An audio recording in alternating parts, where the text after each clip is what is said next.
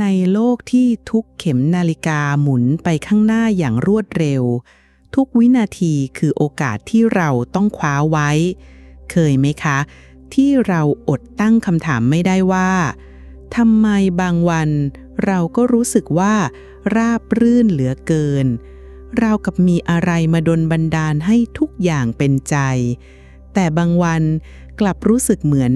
ทุกอย่างพร้อมใจกันติดขัดไม่ว่าเราจะพยายามแก้ไขมากแค่ไหนก็ดูเหมือนจะยิ่งแย่ลงไปอีกคุณเคยได้ยินคำโบราณเหล่านี้ไหมคะเผาผีวันศุกร์ให้ทุกข์แก่ท่านโกนจุกวันอังคารให้โทษลูกหลานหรือแต่งงานวันพุธชีวิตจะหยุดชะงักคำเตือนเหล่านี้เป็นเพียงความงมงายของคนสมัยก่อนหรือซ่อนเร้นปัญญาอันลึกซึ้งที่คอยเตือนเราถึงฤกษ์ยามและพลังงานที่แตกต่างกันในแต่ละวันโบราณว่าไว้วันนี้จะพาทุกท่านเดินทางย้อนการเวลาไปค้นหาความจริงเบื้องหลังของ6วันต้องห้ามตามตำนานคติโบราณไทยที่ส่งต่อกันมาจากรุ่นสู่รุ่นและเปิดเรื่องราวของตรินชายหนุ่มผู้ที่ไม่เชื่อในสิ่งใดนอกจากวิทยาศาสตร์แต่กลับต้องเผชิญกับบทเรียนครั้งใหญ่เมื่อเขาต้องเผชิญกับผลลัพธ์จากการเมินเฉยต่อคำเตือนจากบรรพบุรุษร่วมกันไขปริศนาว่าแท้จริงแล้ววันต้องห้ามคืออะไรและมีความหมายต่อชีวิตเราในยุคปัจจุบันอย่างไรตรินชายหนุ่มวัย35ผู้ประสบความสำเร็จอย่างรวดเร็วในหน้าที่การงาน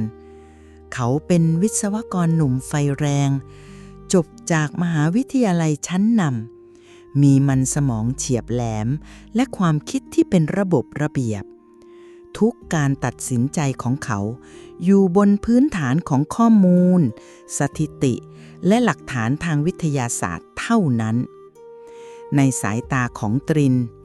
สิ่งใดที่พิสูจน์ไม่ได้ด้วยหลักฐานทางวิทยาศาสตร์สิ่งนั้นก็ไม่มีอยู่จริงไม่ว่าจะเป็นเรื่องของโชคลางฤกษ์ยามพลังงานที่มองไม่เห็นหรือแม้แต่คำเตือนจากบรรพบุรุษที่เรียกกันว่าวันต้องห้ามที่คุณย่าของเขาชอบเตือนนักเตือนหนาวันศุกร์ก็แค่วันศุกร์วันพุธก็แค่วันพุธมันจะไปมีความหมายอะไรกับการแต่งงานหรือการทำศพกันเล่าครับคุณย่าตรินเคยโต้แย้งคุณย่าเสมอด้วยเหตุผลที่เขาเชื่อว่าถูกต้องที่สุดผมว่านะคุณย่ามันแค่บังเอิญหรือไม่ก็อุปทานหมู่เท่านั้นแหละครับเขาเชื่อว่าความสำเร็จในชีวิตของเขามาจากความมุ่งมั่นความสามารถและการทำงานหนักล้วนๆไม่ได้เกี่ยวข้องกับปัจจัยเหนือธรรมชาติใดๆเลยเขาภูมิใจในความคิดที่ทันสมัยและเป็นเหตุเป็นผลของตัวเองและมักจะยิ้มมุมปากเบาๆเมื่อได้ยินใครพูดถึงเรื่องโชคลางตรินมักจะเลือกวันสะดวกในการทำกิจสำคัญต่างๆในชีวิตไม่ว่าจะเป็นการเซ็นสัญญาใหญ่การเดินทางไกลหรือแม้แต่การจัดงานรื่นเริงเขาไม่เคยใส่ใจปฏิทินจีนปฏิทินไทยหรือคำทักท้วงของคุณย่าเลยแม้แต่แล้วชีวิตของตรินที่เคยราบรื่นราวกับโรยด้วยกลีบกุหลาบก็เริ่มมีรอยร้าวที่ไม่คาดฝัน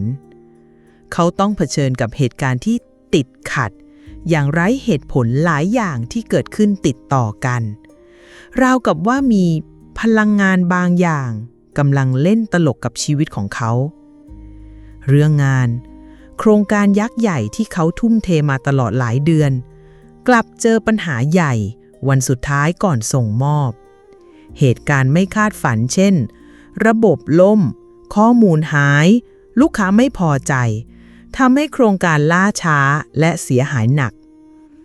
ตรินพยายามแก้ไขด้วยหลักการทางวิศวกรรมทั้งหมดที่มีแต่ก็ดูเหมือนจะยิ่งแย่ลงสุขภาพครอบครัวมารดาของเขาที่เคยแข็งแรงดี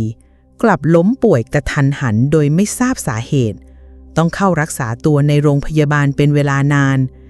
สร้างความกังวลใจอย่างมากให้กับตรินและคนในครอบครัวความสัมพันธ์กับคนรักที่เคยหวานชื่น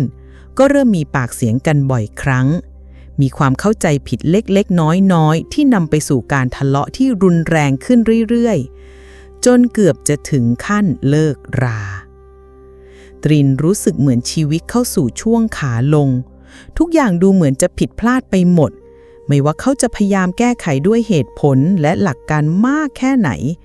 ก็ดูเหมือนจะยิ่งจมดิ่งลงเขาเริ่มรู้สึกท้อแท้และสับสน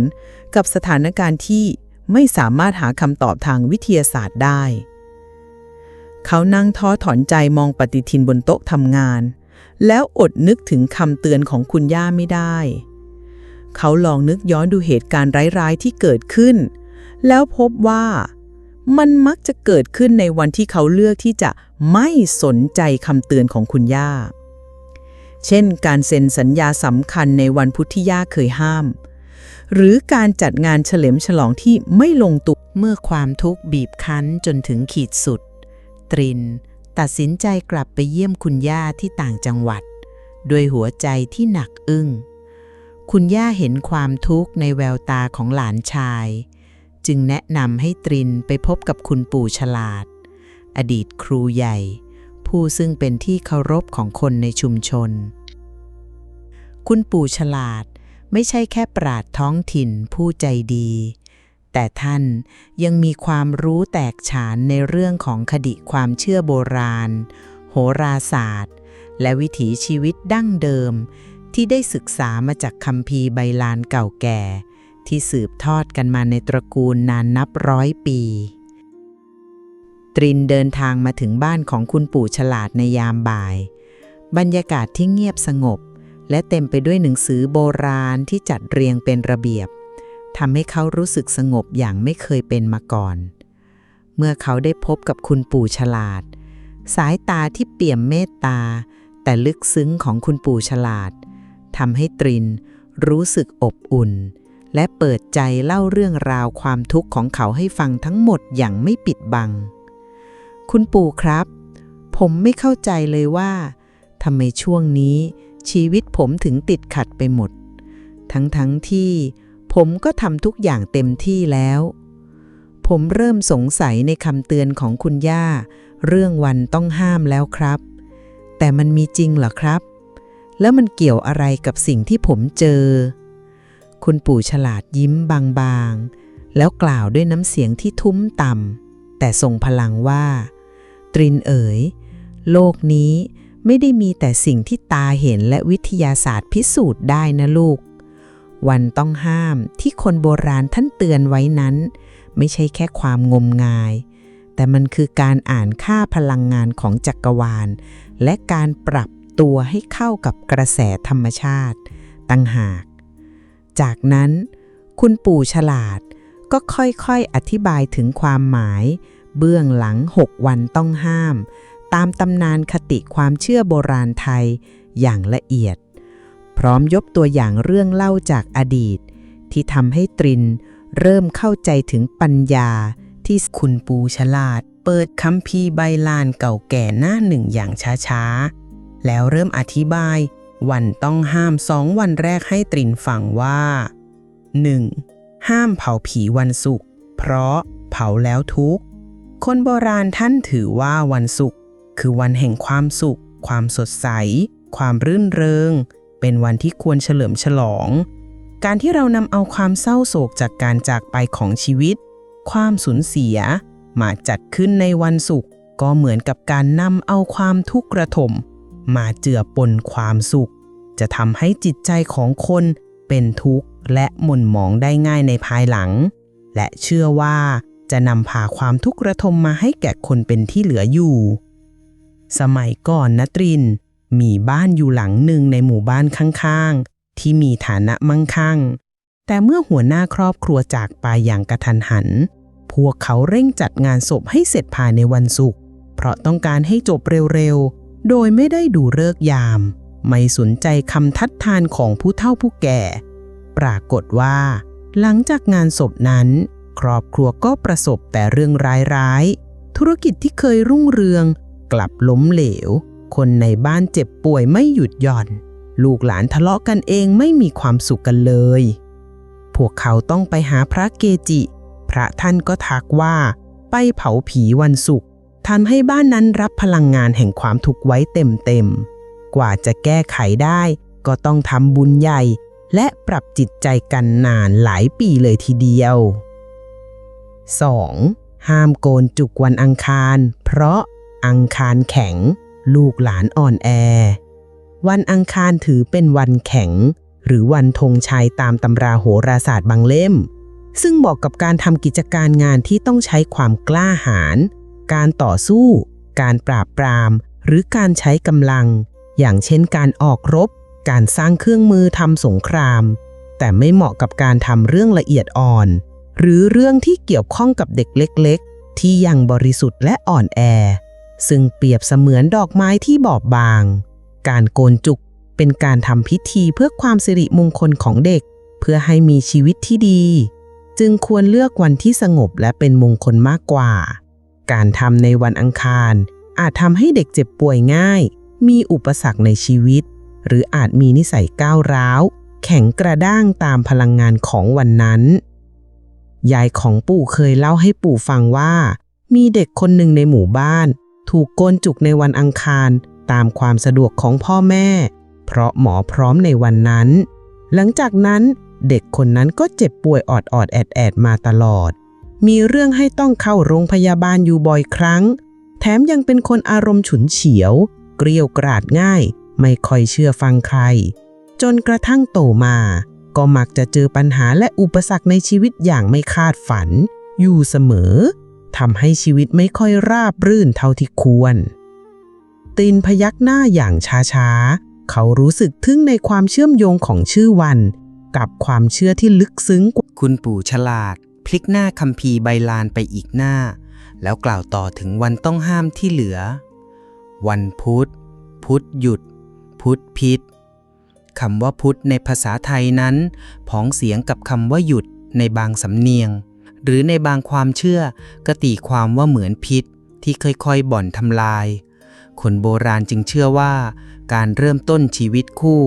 การผูกพันธะที่สำคัญอย่างการแต่งงานในวันพุธอาจทำให้ชีวิตคู่หยุดชะงักมีอุปสรรคติดขัดไม่ราบรื่นความรักอาจไม่ยั่งยืนหรืออาจมีเรื่องขัดแย้งที่ก่อให้เกิดความระทมทุกข์บ่อยครั้งเหมือนมีพิษเข้ามาบ่อนทำลายความรักและความสัมพันธ์ปู่เคยได้ยินเรื่องของคู่รักคู่หนึ่งที่รักกันมากเตรียมงานแต่งงานอย่างยิ่งใหญ่แต่บังเอิญไปตรงกับวันพุธที่ญาติผู้ใหญ่บางคนทักท้วงไว้พวกเขาไม่เชื่อเพราะคิดว่าไม่สำคัญหลังจากแต่งงานชีวิตคู่ก็ดูเหมือนจะสมบูรณ์แบบภายนอกแต่ภายในกลับเต็มไปด้วยปัญหาความรักที่เคยหวานชื่นก็เริ่มจืดจาง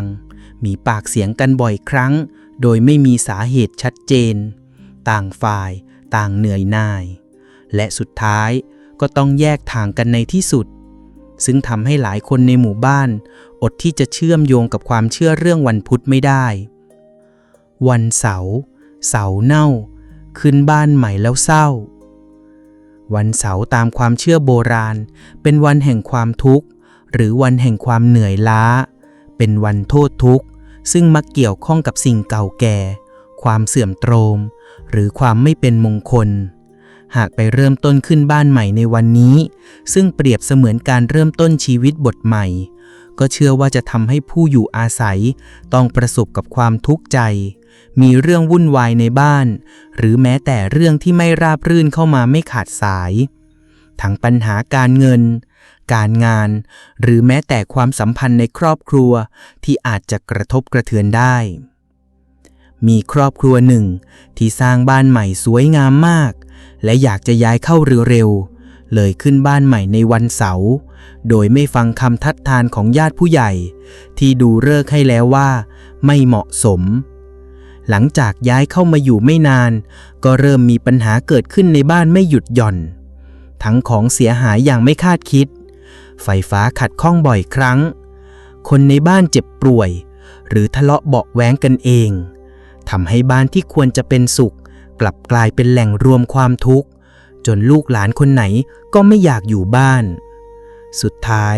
ครอบครัวก็ต้องตัดสินใจขายทิ้งไปในราคาที่ขาดทุนตรินยิ่งรู้สึกประหลาดใจกับเรื่องราวเหล่านี้เขานึกย้อนไปถึงปัญหาในโครงการของเขาที่ดูเหมือนจะติดขัดและล่าช้าคล้ายกับความหมายของวันพุธและความรู้สึกเหนื่อยล้าที่เขาต้องแบกรับมาตลอดก็คล้ายกับคำว่าวันเสาร์เน่าอย่างน่าประหลาดและนี่คืออีก2 วันต้องห้ามที่คนโบราณท่านเตือนไว้เสมอคุณปู่ฉลาดชี้ไปที่คัมภีร์ต่อ 5. ห้ามตัดผมวันพุธพุธตัดผมจะพบแต่ความอัปมงคลหรือป่วยไข้คนโบราณเชื่อว่าวันพุธเป็นวันธาตุลมซึ่งเป็นธาตุที่เคลื่อนไหวไม่แน่นอนการตัดผมในวันนี้อาจส่งผลให้ร่างกายไม่สมดุลหรืออาจนำพาเคราะห์ภัยมาสู่ชีวิตได้โดยเฉพาะอย่างยิ่งเชื่อว่าจะทำให้ร่างกายอ่อนแอเจ็บป่วยได้ง่ายสุขภาพไม่แข็งแรงหรืออาจมีเรื่องไม่ดีเกิดขึ้นกับชีวิตเช่นอุบัติเหตุหรือมีเรื่องให้เสียเงินเสียทองโดยไม่จำเป็นเพื่อนของปู่สมัยเด็กคนหนึ่งไม่เชื่อเรื่องนี้เลยเขาเป็นคนหัวสมัยใหม่ชอบลองของและมักจะไปตัดผมวันพุธบ่อยๆโดยไม่สนใจคำเตือนของแม่และยายปรากฏว่าไม่นานก็เจ็บป่วยอย่างหนักโดยไม่ทราบสาเหตุต้องเข้ารักษาตัวในโรงพยาบาลนานหลายวันพอหายแล้วก็ยังรู้สึกว่าตัวเองไม่กระปี้กระเป๋าเหมือนเดิมแถมยังมักจะเจ็บป่วยเล็กๆน้อยๆอยู่เสมอทำให้เขาต้องใช้ชีวิตด้วยความลำบากกว่าคนอื่น 6. ห้ามปลูกเรือนวันพฤหัสบดีพฤหัสวันครูวันพฤหัสถือเป็นวันครูหรือวันแห่งปัญญาและวิชาความรู้เป็นวันที่เหมาะแก่การศึกษาเล่าเรียนการประกอบพิธีไหว้ครูการเริ่มต้นกิจการที่เกี่ยวข้องกับความรู้การให้ความรู้หรือการแสวงหาปัญญาเป็นวันของเทวดาผู้ทรงความรู้ไม่เหมาะกับการทำงานหนักใช้แรงงานมากๆหรือการปลูกสร้างที่ต้องใช้ความรุนแรงการขุดเจาะการทำลายธรรมชาติเพราะเชื่อว่าจะทำให้งานไม่ราบรื่นมีอุปสรรคติดขัดคนงานอาจเกิดอันตรายหรืออาจได้รับผลกระทบที่ไม่ดีจากการไม่เคารพวันครูมีช่างปลูกสร้างคนหนึ่งเคยคิดจะเริ่มวางเสาเอกบ้านในวันพฤหัสบดีเพราะเห็นว่าเป็นฤกษ์สะดวกแต่ผู้เฒ่าผู้แก่ในหมู่บ้านห้ามไว้ช่างก็ไม่ฟังบอกว่าไม่มีเหตุผลอะไรพอเริ่มทำก็เกิดเรื่องไม่คาดฝันขึ้นทั้งเครื่องมือเสียกระทันหันคนงานบาดเจ็บเล็กน้อยหรือบางทีก็มีเหตุการณ์ประหลาดที่ทำให้การก่อสร้างต้องหยุดชะงักอยู่บ่อยๆจนสุดท้ายก็ต้องเลื่อนไปเริ่มในวันอื่นที่เหมาะสมกว่าซึ่งทำให้เขาต้องเสียเวลาและค่าใช้จ่ายเพิ่มขึ้นมากมายตรินนั่งฟังคุณปู่ฉลาดเล่าเรื่องราวเหล่านี้ด้วยความตั้งใจเขารู้สึกทึ่งในภูมิปัญญาโบราณที่ไม่ใช่แค่ความงมงายแต่เป็นการสังเกตการณ์ที่ลึกซึ้งถึงพลังงานของแต่ละวันและผลกระทบต่อจิตใจและชีวิตของผู้คนเขาเริ่มเข้าใจแล้วว่าวันต้องห้ามไม่ได้เป็นคำสาปแต่เป็นคำเตือนที่มาจากความห่วงใยและประสบการณ์ที่สั่งสมมานับพันปีและมันก็สอดคล้องกับปัญหาที่เขาเผชิญอยู่ได้อย่างน่าเมื่อเข้าใจถึงที่มาและความหมายของ6 วันต้องห้ามแล้วตรินก็พร้อมที่จะนำปัญญานี้มาปรับใช้ในชีวิตคุณปู่ฉลาดไม่ได้ให้ตรินงมงายกับเลิกยามอย่างเคร่งครัดหรือใช้ชีวิตอยู่ด้วยความหวาดกลัวแต่ท่านสอนให้ตรินเข้าใจและปรับใจให้เข้ากับกระแสพลังงานของแต่ละวันอย่างมีสติและปัญญาตรินเอ๋ยการรู้ว่าวันไหนมีพลังงานอย่างไรไม่ได้มีไว้ให้เราหวาดกลัวหรือหยุดนิ่งนะลูกคุณปู่ฉลาดกล่าวด้วยน้ำเสียงนุ่มนวลแต่มันมีไว้ให้เราเลือกที่จะทำสิ่งต่างๆ ให้สอดคล้องกับพลังงานนั้นๆเพื่อให้เกิดผลดีที่สุดและปรับใจของเราให้พร้อมรับมือกับทุกสถานการณ์อย่างชาญฉลาดคุณปู่ฉลาดแนะนำวิธีปฏิบัติเพื่อใช้ชีวิตร่วมกับปัญญาโบราณเหล่านี้การทำความเข้าใจแทนการเชื่ออย่างงมงายก่อนอื่นเลยนะลูกจงศึกษาและทำความเข้าใจถึงเหตุผลเบื้องหลังของวันต้องห้ามเหล่านี้ไม่ใช่แค่เชื่อตามกันไปโดยไม่รู้ที่มาเมื่อเราเข้าใจเราก็จะสามารถตัดสินใจได้ด้วยสติและปัญญาว่าจะหลีกเลี่ยงหรือไม่และจะปฏิบัติตนอย่างไรเพื่อไม่ให้ชีวิตต้องตกอยู่ในบ่วงของความงมงายเลือกวันดีสำหรับกิจสำคัญสร้างความสบายใจและพลังงานที่ดีสำหรับกิจการงานที่สำคัญจริงๆในชีวิตเช่นการแต่งงานการขึ้นบ้านใหม่การเซ็นสัญญาใหญ่หรือการเริ่มต้นธุรกิจใหม่หากเป็นไปได้ให้เลือกวันที่เป็นมงคลหลีกเลี่ยงวันต้องห้ามที่โบราณท่านเตือนไว้ซึ่งเป็นไปตามตำราของโหราจารย์หรือตามความเชื่อที่สืบทอดกันมาในตระกูลคุณปู่เน้นย้ำการเลือกวันที่ดีไม่ใช่เรื่องงมงายแต่เป็นการสร้างความสบายใจพลังงานที่ดีและขวัญกำลังใจให้กับตัวเราเองตั้งแต่เริ่มต้นทำให้จิตใจเรามั่นคงและพร้อมรับมือกับทุกสิ่งใช้สติและเตรียมพร้อมในวันที่ต้องห้ามที่เลี่ยงไม่ได้ในวันที่เราไม่สามารถหลีกเลี่ยงการทำสิ่งใดสิ่งหนึ่งในวันต้องห้ามได้เช่นการไปร่วมงานศพในวันศุกร์หรือการต้องทำงานสำคัญในวันพุธสิ่งสำคัญที่สุดคือสติและการเตรียมพร้อมจงตระหนักรู้ว่าวันนี้อาจมีพลังงานที่แตกต่างออกไปให้เราใช้สติในการกระทำทุกอย่างด้วยความระมัดระวังให้มากขึ้นทำจิตใจให้สงบและหากเกิดปัญหาขึ้นก็ให้ยอมรับและหาทางแก้ไขด้วยปัญญาไม่โทษเป็นเพราะวันนั้นวันนี้ทำบุญและแผ่เมตตาเสริมพลังงานที่ดีอย่างสม่ำเสมอไม่ว่าวันไหนๆการทำบุญทำทานการรักษาศีลการภาวนาและการแผ่เมตตาล้วนเป็นการสร้างพลังงานที่ดีให้กับตัวเราอยู่เสมอ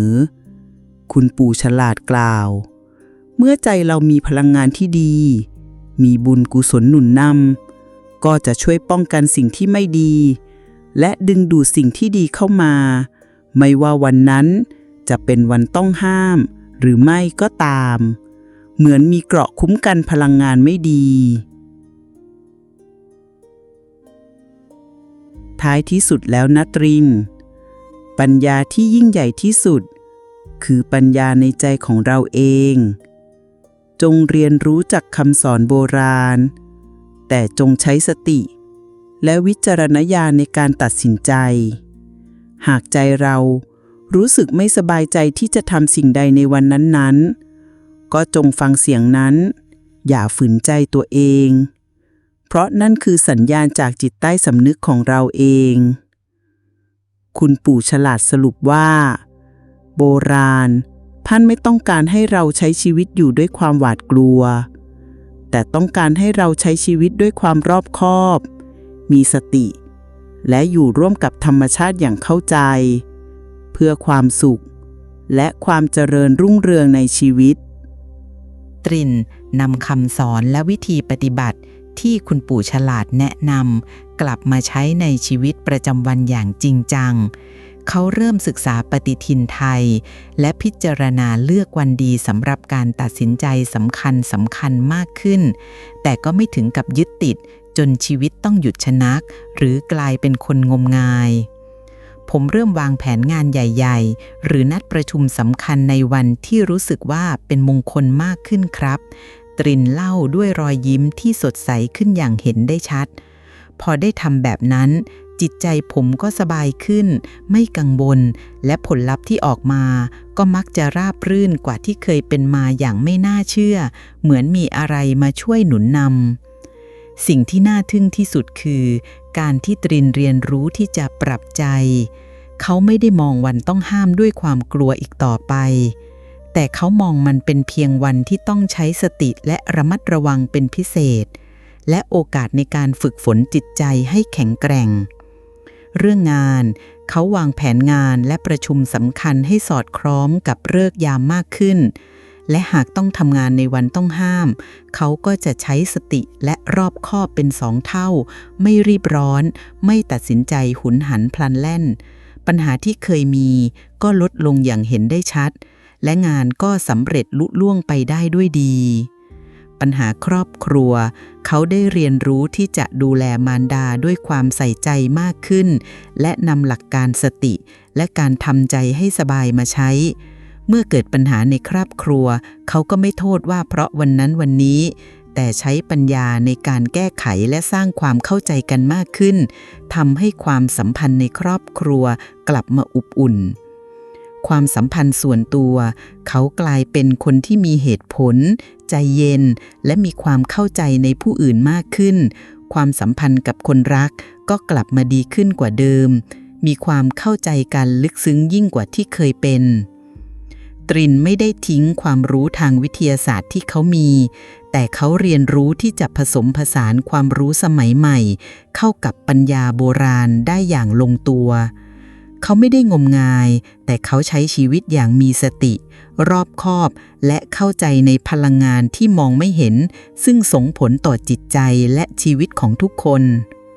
ตอนนี้ผมเข้าใจแล้วครับคุณปู่6 วันต้องห้ามไม่ใช่คำสาปแต่เป็นบทเรียนที่บรรพบุรุษสอนให้เรารู้จักใช้ชีวิตอย่างมีสติอยู่ร่วมกับธรรมชาติและเคารพในพลังงานของเวลาอย่างเข้าใจเพื่อความสุขและความเจริญรุ่งเรืองในชีวิตตรินกล่าวด้วยความซาบซึ้งใจชีวิตของตรินกลับมาสดใสและราบรื่นอีกครั้งเขากลายเป็นคนที่ประสบความสำเร็จทั้งในหน้าที่การงานและชีวิตส่วนตัวและเป็นผู้ที่สามารถผสมผสานวิทยาศาสตร์กับจิตวิญญาณได้อย่างสมดุลเขารู้แล้วว่าปัญญาโบราณเหล่านี้เป็นเหมือนเข็มทิศที่ช่วยนำทางให้เราใช้ชีวิตในโลกที่เต็มไปด้วยความวุ่นวายได้อย่างมีความสุขและเรื่องราวของตรินการเผชิญหน้ากับ6 วันต้องห้ามและการค้นพบปัญญาจากคำสอนของคุณปู่ฉลาดคงทำให้ท่านผู้ฟังได้ฉุกคิดถึงความเชื่อโบราณที่ไม่ใช่แค่เรื่องงมงายแต่แฝงไว้ด้วยปัญญาอันลึกซึ้งในการดำเนินชีวิตอย่างแท้จริง6 วันต้องห้ามตามตำนานคติโบราณไทยจึงไม่ใช่แค่ข้อห้ามที่ตายตัวแต่เป็นอุบายธรรมที่สอนให้เราตระหนักถึงพลังงานของเวลาทุกช่วงเวลาทุกวันมีพลังงานที่แตกต่างกันการเข้าใจและเคารพพลังงานเหล่านี้จะช่วยให้เราวางแผนชีวิตและทำกิจกรรมต่างๆได้อย่างสอดคล้องและเกิดผลดีที่สุดฝึกสติและวิจารณญาณไม่ว่าจะเชื่อหรือไม่เชื่อสิ่งใดจงใช้สติในการพิจารณาหาเหตุผลและรู้จักปรับใช้ให้เข้ากับยุคสมัยไม่ยึดติดอย่างงมงายจนทำให้ชีวิตต้องเป็นทุกข์เข้าใจผลการกระทำและจิตใจแท้จริงแล้วความโชคร้ายหรือความติดขัดในชีวิตอาจไม่ได้มาจากแค่วันหรือฤกษ์ยามภายนอกแต่มาจากการกระทำและจิตใจของเราเองเป็นสำคัญจงสร้างเหตุที่ดีย่อมได้ผลที่ดีสร้างพลังบวกให้ตัวเองอยู่เสมอไม่ว่าวันนั้นจะเป็นวันอะไรการคิดดีพูดดีทำดีการทำบุญสร้างกุศลการรักษาศีลการภาวนาและการแผ่เมตตาอย่างสม่ำเสมอล้วนเป็นการสร้างเกราะป้องกันและดึงดูดสิ่งดีๆเข้ามาในชีวิตทำให้เรามีพลังงานที่ดีอยู่รอบตัวเสมอจำไว้นะคะปัญญาโบราณไม่ใช่กรอบที่จำกัดเราแต่ แต่เป็นแสงสว่างที่ช่วยนำทางให้เราใช้ชีวิตในโลกยุคใหม่ได้อย่างมีสติ มีความสุข และเต็มเปี่ยมด้วยความเข้าใจในวิถีแห่งธรรมชาติและจักรวาล โบราณว่าไว้ขอเป็นกำลังใจให้ทุกท่าน ถ้าคุณชอบอย่าลืมกดไลค์ กดแชร์ แบ่งปันเรื่องราวให้กับคนที่คุณรัก เพื่อส่งต่อปัญญานำทางชีวิตนะคะ สวัสดี